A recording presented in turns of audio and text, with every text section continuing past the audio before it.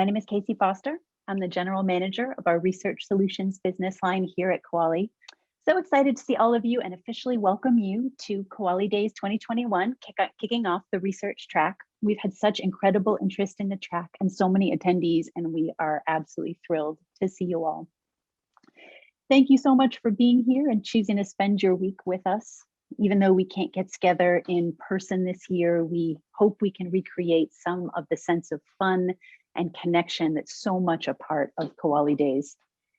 Please engage with the Socio app, use the wall, jump into the virtual cafe, connect with other attendees, and also engage with social media. You can share some of the great things that are happening this week with hashtag Kuali Days 2021 on Twitter, on LinkedIn, on Instagram, all the places where you'll be on social media. We are going to start things off with a quick poll. And the poll question is, how many Kuali Days have you attended? You can see the poll come right up there on the screen. You can go ahead and respond. I see the responses coming in. Super exciting. Give you a couple minutes to respond.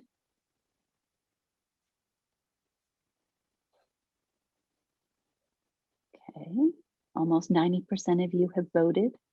Not fair, I can't vote. You can't vote, Joel DeLynn. All right. I think the results have slowed. Fascinating. Okay, so for many of you, this is your first Kuali Days, but we do have folks who've been to many, many Kuali Days, nearly a decade's worth of Kuali Days. We'll go ahead and stop sharing the poll. Oh, share results. Okay, now y'all can see the results. Well, thanks so much for participating. All right, I'll go ahead and exit the poll. Whether it's your first Kuali Days or you've been here since day one, welcome. We are so glad you're here. I'll be back a bit later this session, but right now it's my pleasure to introduce Joel DeLynn, the CEO of Kuali. Joel, I'll turn things over to you. Thank you.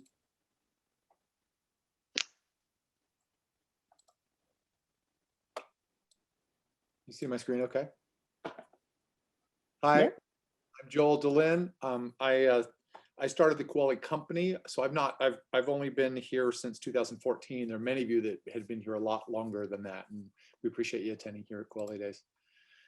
This is not exactly what we intended when in Kuali Days a year ago. 2020 has been a bizarre year for everybody. We're really glad that you made the effort. We put a chart together. And this chart just lists, when we started the company, one of the things that the foundation members asked us to do was to figure out how to bring more people in from outside that had not been involved with Kuali products before. And so this is a list of the number of people. So in 2016, we had very few new people. And then 2019, we took a break from Kuali Days. And then last year, it was a pretty big jump. And then this year, it's crazy. Part of that is because there's so many new customers, and part of that is because it's virtual. So we're really glad to welcome you. And as you saw, 45% or more of the people, this is their first Kuali Days. Just a couple structural things. I just want to reinforce some of the things that Casey said. We encourage you to download the app. So download the app, and it's not, you don't download the Socio app, you download the Kuali Days 2021 app. When you do, it'll be easier for you to engage with each other, with us, and with the content and the schedule. A lot of our sessions will be webinars like this, but some of them will be Zoom calls, and we encourage you on Zoom calls to please turn off your microphone unless you're talking, and then also turn on your camera. Otherwise, the experience can be like this for the one or two people that have the camera on, and we want to encourage people to chat with each other. Also, when you go into the website, go click on the Start Here app, and there will be a bunch of information about how to start using the app to collaborate with each other. Also, we encourage you to engage, to ask questions, to go to the wall and post things on the wall, to come to the evening sessions. We also have provided a set of a place for kind of virtual coffee shops. So when you get a chance, go to the virtual coffee shops and let's engage there. And then also, we really would like you to rate these sessions. So tell us what you think about the different sessions. I mean, this one, obviously, 10 out of 10, maybe 11 out of 10. Just kidding. We want your honest feedback about the sessions so that we can improve. And then we would just ask you to be on time to the sessions. We'll always try to start within a couple of minutes of the start time. Okay, for those who are new, we want to talk to you a little bit about Kuali. We see the Kuali company and the Kuali community as two parts of one awesome whole. We're amazing software for higher education. And as part of that, you get an amazing community. We create software for really 4 key decision makers or departments: the CFO, the VPs of research, registrars, provosts, and for the CIO. And our objective, and many people came to this company because they really wanted to engage in higher ed. They're mission-based. And so that higher ed mission of student success, of research, and of community service are things that we try to support with our applications, but they also, for some of us, help us get out of bed in the morning. The needs in higher ed from a software perspective are to act with agility, from what we can see, especially after this last year, to be able to do things fast, but also to do more and spend less. So to be responsive, and we saw that this last year with everything that happened with COVID, but also to, we're all getting pressure to do more things and to spend less money. The problem with software is that a lot of times these systems that support these noble efforts are inefficient. So they don't always solve the problem. Sometimes they make the problem worse. Sometimes you end up spending more money when you have software involved than if you would have just done it manually. So these systems aren't always as efficient as we'd like them to be. Also, vendors have been difficult, and having been a CIO for many years and a CTO for many years, I know that working with vendors can be a pain because not all vendors make it easy to work with. This is one of the reasons why Kuali Community was started in 2004, to kind of abstract ourselves from vendors that had the potential to become evil, to have more control over the software. This is why it started. And in 2014, the reason the company was started was to take it to the next level, to add marketing and sales to this, to add a customer service function, to change to a more modern stack, some of these things. And we've signed up a lot of new people. As I showed you the chart earlier, there are a lot of new people involved in Kuali now that weren't involved before. We think of Kuali as 3 key things: an amazing user experience. That's me. And embarrassing.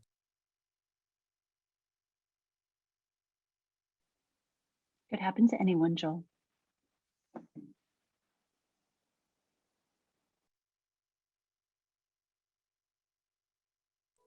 My do not disturb is on and it's still going. It should be off in just a second. A great user experience, unlike that user experience, modern software, and a great community. And there are a lot of vendors that would claim that they have those 3 things, but we feel like we really do. We're very focused on user experience. We're very focused on working together with our community, working with you all often, frequently, reviewing designs with you, getting feedback from you, and then having a modern software, both design, but also modern software development stack. These are just some of the products that we've released. And notice that these products, we have multiple modules within each product category. We consider ourselves getting better all the time at creating new modules that we make available to our customers to be able to solve new and emerging problems. And I won't talk much about this, but there are a number of modules that we have for each of our key decision makers. I'm going to turn the time back over to Casey, and then I'll come back for one thing at the end.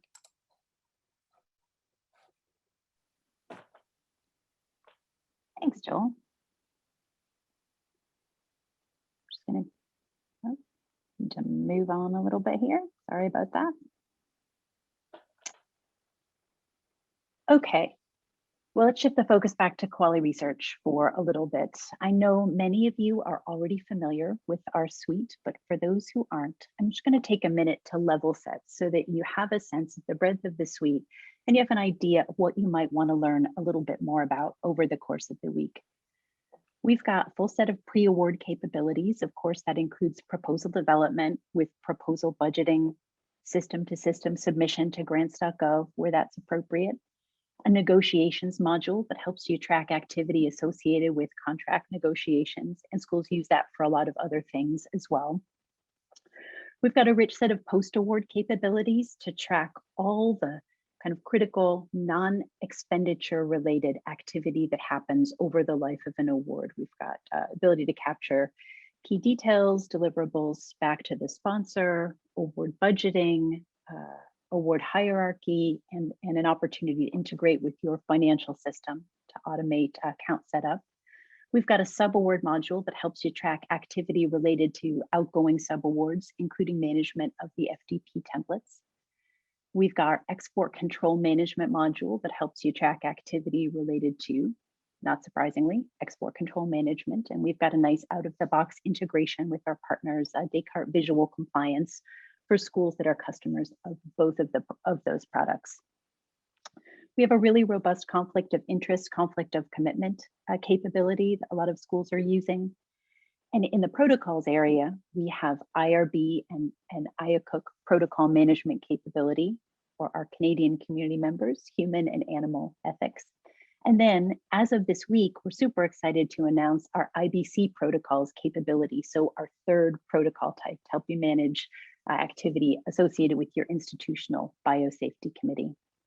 Tying all of that together is some really great dashboarding and reporting so that you can manage operational activity, whether it's for you or for your team, and also be able to make strong data-driven decisions kind of based in analytics. So that is what we have to offer as a suite, and you'll have an opportunity over the coming week to learn a lot more about all of the components of the software and talk with your peer schools who are using these tools to solve problems in the research administration and compliance space. Let's take a look back at 2020. As Joel alluded to earlier, it has certainly been a year of intense challenges. In addition to all that you've had to juggle personally, you've had to figure out how to shut down your campus research program, restart your campus research program, manage it remotely, learn new tools to help you do that. In some cases, balance childcare and work, and just navigate so many other things you never imagined you'd have to figure out. And this week, we're particularly conscious of our community members who are here from Texas and other places that have been impacted by the severe weather in the south of the country. So our thoughts are with you, and thanks for being here. Our hope is over the past year, having access to a tool like Kuali Research and an engaged community of peers to share ideas with and talk with has contributed in some way to making that load a little bit lighter.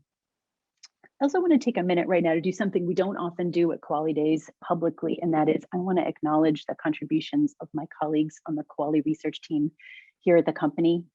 I know this was a hard year for you too, and you showed up sometimes with your kids by your side, you worked late, you worked swing shifts with spouses, you stayed focused, you stayed positive, and you got so much done. All of what we accomplished this year was only possible because of your efforts.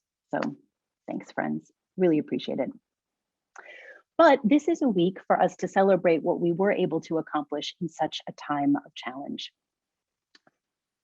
Over the past year, since we were last together, we had 8 institutions join our community since the last Kuali Days. We are so thrilled about that. Thank you for being here. Give you a minute to study those wonderful names here on the screen. I also want to share some other numbers with you.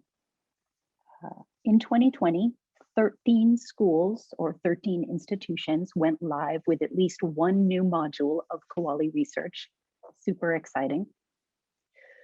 We hit a significant milestone, 50 Kuali Research customers. So satisfying to hit that milestone. The team shipped 158 new features across the suite in 2020. So a lot of new capability represented there.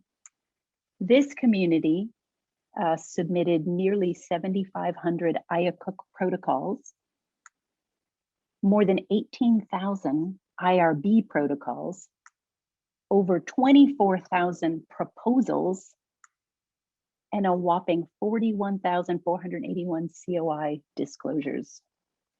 this group has been very busy. All right, let's take a look ahead. As you may know, since the formation of the company, we've been working our way through rewriting and reimagining the modules of the Kuali Research Suite that were originally developed by the Kuali Foundation. As I mentioned earlier, in 2020, we released our export control module, which we are very excited about, and also kind of formally released Kuali Build as a product that's very well suited to solving problems in the research space. And Joel's going to talk a little bit more about that later on in the session. This week, as I mentioned, we are so excited to announce the release of our IBC protocols module. There's actually a session right after this one that you can attend if you're interested in learning more about that capability. So you might be interested in what we're going to be focused on next. Our plan is to turn our attention to our sponsored programs modules, pre and post award. And as part of an effort to share code and collaborate more efficiently across our company, we're going to enhance and refresh sponsored programs using some innovative features and components that already exist in other products across the company, including in other parts of Kuali Research. Work to reimagine sponsored programs is actually already underway. Our team's been hard at work redeveloping the budget engine that is part of the proposal and award functionality of our software, although we're currently focused on use cases in the proposal space. And the goal there is to make budgeting, proposal budgeting, more streamlined and easier for the end user, particularly for faculty who we know are often unsupported, often trying to prepare proposals on their own. Not always, but in many cases. So that's a focus there, and there's an opportunity later today to learn more about the work we're doing there as well. So we're in the very, very early stages of planning and discovery about how we'll integrate capabilities like more configurable forms, drag and drop workflow, and other kind of innovations and enhancements into the sponsored programs experience. We'll do that iteratively and thoughtfully. And over the coming year, you'll have the opportunity to learn much more about how our planning process is going, share feedback, and be engaged in that work to the extent that you'd like to be. We're also exploring how we can use some of these shared components to develop a module to help schools manage foreign influence, because we know that is such a key critical concern for the research community right now. So again, more to come on that as we move out of discovery and planning and into actually developing some capability in that area.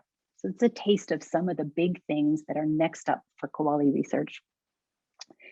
In a couple minutes, Joel is going to demo Kuali Build, which I mentioned is an innovative tool that is really well suited to solving problems in the research space.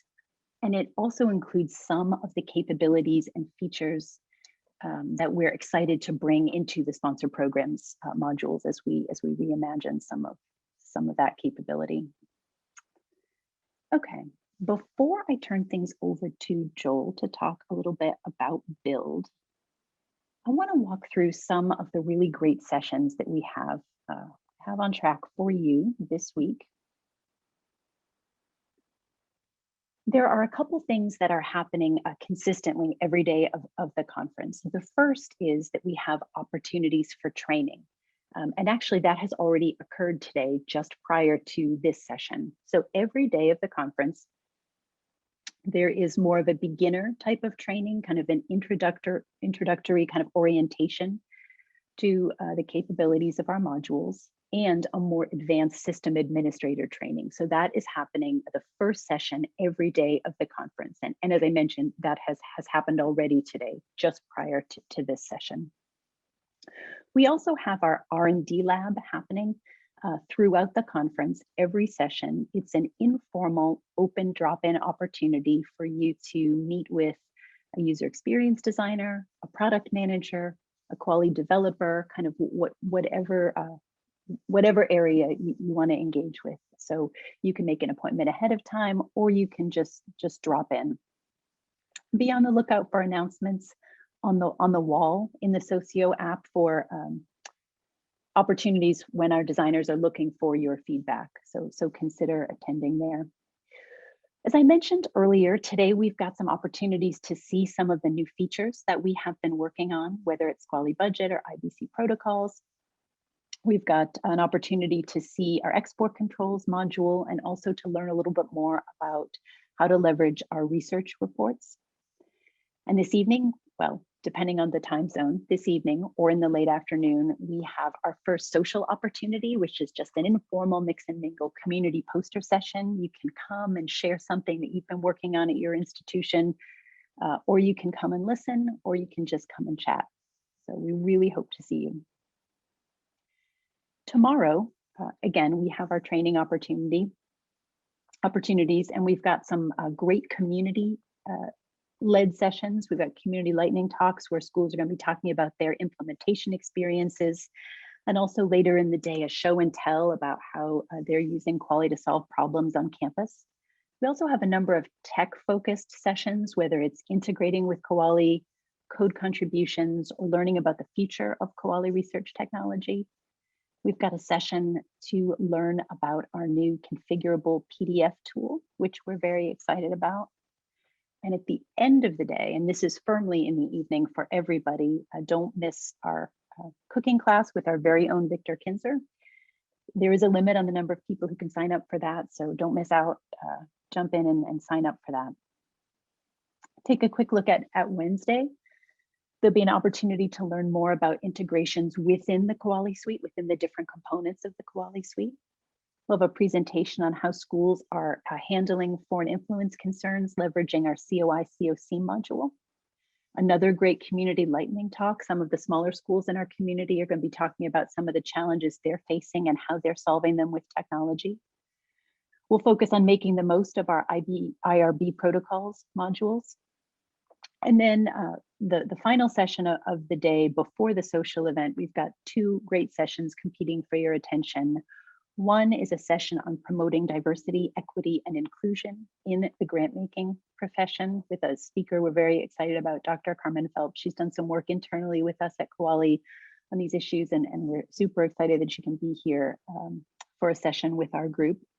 At the same time is a session about our subaward module. So if that's a focus of interest for you, don't miss that session. And our social event on Wednesday night is a chance to meet Luca the macaw, courtesy of the Arizona Sonora Desert Museum. My understanding is Luca is quite a character, so you might want to show up for that. And finally, the final day of our conference, another strong day of sessions, a focus on hidden gems, some areas of Kuali research you might not use and you might find interesting. At the same time slot, we have a wonderful session. The CIO of Indiana University, Rob Loudon, is going to be talking about how that institution used Kuali research over the past year to manage some of the challenges associated with COVID. So do check that out. We'll be spotlighting our IACOOK module. We'll be hearing from our community members about how they manage support for Kuali research. And we'll close things out at the end of the day, again, with two great sessions happening at the same time. So tough choices for you throughout the week. The first is hearing from schools in the Kuali research community who are using Kuali Build to extend the power of Kuali research. So very interesting session. We also have a wonderful panel where senior leaders from some of the largest schools in our community, University of Maryland College Park, Indiana University, and University of California, San Diego are going to be sharing challenges that they face, how they're using technology to solve some of those challenges, and other key topics on their minds. And our final social event will be a virtual wine tasting. So plenty to enjoy this week. We're really excited about the work that's gone into preparing this track. So thank you.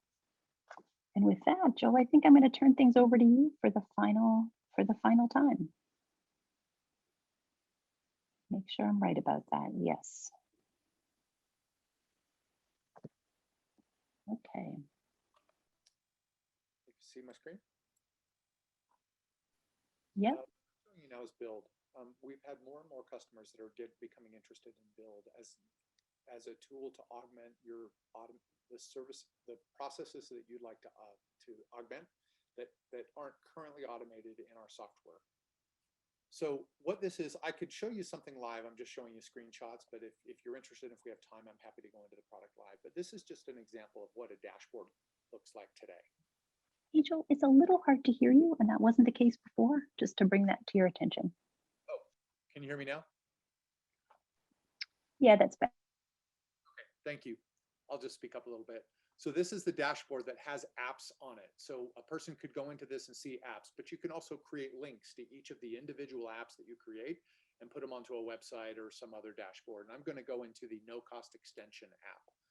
So the purpose of this app is to create an extension form that a principal investigator or an admin in a department, unit administrator could request an extension if you haven't actually gone over budget, but you just need a little more time.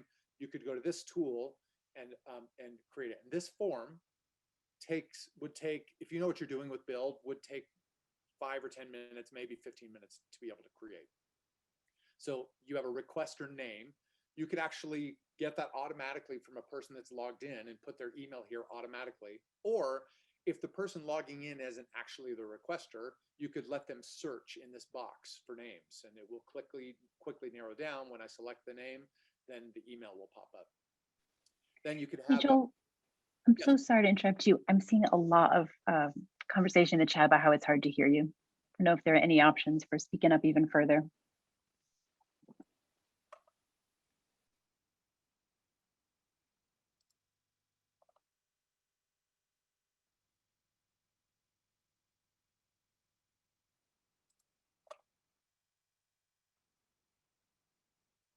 How's this? Is this better? Better for me. Can you hear me better? Okay, well, I'll just. Yep. People are saying yes. A lot of people saying yes, it's much better. Thank you. Thank you. So the PI name could be here. And again, you could search for the PI name, or if the requester and the PI are the same person, then we can automatically have this information filled in and put the PI's email, their department, and the sponsor. And that could all come automatically. And then you have the ability to search on the project title or based on the project number. So all of this information, the account ID, the current end date, the recommended end date, you could put the current end date in, and then what your recommended end date or requested end date would be. And then the unobligated balance on the current end date, potentially that's something that we could have come out automatically. So it's just a simple form. You would configure it the way you wanted to, but the idea is that this form took 5 or 10 minutes in order to be able to create. And it's automatically mobile. So it's automatically mobile and accessible. The search works and all that kind of information. So then you have the ability to also create a workflow. So in this workflow, you've got the form is submitted, and then the department admins just get notified. So if there are department administrators that just want a notification that something happened, we created this notification and it looks like this. The subject code says no cost extension requested for award title name. So we have a variable in there. So when the email comes out, we actually take variables and put the information into the email. Requester name has requested a no cost extension for award title of the name of the sponsor on behalf of the name of the principal investigator. Oh. The rest of the workflow looks like this. The principal investigator then would get a notification that they need to approve it, so they could click to approve it. And then the department chair would get a notification and they would need to approve it. And it would automatically route to the department chair based on which department the PI was in. And then if it's approved, we did another email back to the PI that says this is approved and moving on to the sponsor, or this is rejected for whatever reason. Reject is a harsh word, but this is rejected for whatever reason. And it needs to go back. So that ability is all drag and drop. So dragging and dropping these nodes, copying and pasting the nodes is kind of what's cool about this build product. So I didn't want to go into too much detail. I just wanted to give you a little taste of build. I encourage you to go to some of the build sessions and even potentially the build conference, which is a couple of weeks from now. And there are sessions at the conference you might enjoy attending too. We're finding that there are a lot of use cases for build that we hadn't even thought about that research departments are starting to make use of. That's all I've got, Casey. Okay, great. Well, Oh, we're certainly happy. one other thing. Sorry. We actually have a contest that we're giving away a free build app. So if you scan this QR code, and then if you give us an idea of what you'd like to automate, and we'll take the best idea, whatever that idea is, and we'll automate it for you and let you use it for free. So that's what the free build app. We did it a couple of years ago. It ended up being a research department that won the contest, interestingly. But let us know if you'd like to do it. Scan this QR code, and we'd love to hear from you. Thanks, Joel. David, we have time to take questions. I don't know if there have been questions in the chat. I haven't been watching too closely. If there are, we're happy to take them. If not, we just encourage folks to be in touch via the Socio app. Yes, thank you, Casey. We did have a great question that came in asking about export control. When you were showing the organization chart of how our modules are set up, export control is shown grouped in with sponsored programs. And so the question is, shouldn't that actually be part of compliance? I just thought you might like to talk for just a minute about why we show that as part of sponsored programs. Yeah, and I think it's a fair question. Right now, our export control module is available as part of our sponsored programs suite. So for folks who have or are interested in either pre-award or post-award, export control is something that would come along with that. It's not currently a freestanding offering, although that's something we look forward to in the future. So that's why it's grouped there, because just in terms of the way the system is structured, it's a component that comes along with either the pre-award or the post-award capability. You can add it on to either one of those. So it's a fair point that it's not super intuitive, given that often that's thought of as a compliance function. Totally agree with that. That's great. I appreciate you explaining that. Sure. We have time for other questions. That's the only one that came in through, but if this group would like to use the Q&A, go ahead and ask, and we'll be happy to take some questions as they come in. Now that I'm looking at There the is chat, I do notice a note about t-shirts for the year. It's a fair question. Something we talked a bit about, but since it's a virtual conference, there were some logistical challenges, as you can imagine, with sending y'all t-shirts to your homes. There is a question about export control, and that there is an additional charge for export control. Well, if there are no other questions for me or for Joel, please don't hesitate to reach out, certainly to me. Joel, I don't want to speak for you, but throughout this week, if you'd like to chat with me, please message me in the Socio app. I would be delighted to meet with you, answer your questions. Really encourage you to take advantage of all the conference has to offer this week. And we are so glad you're here. Thank you.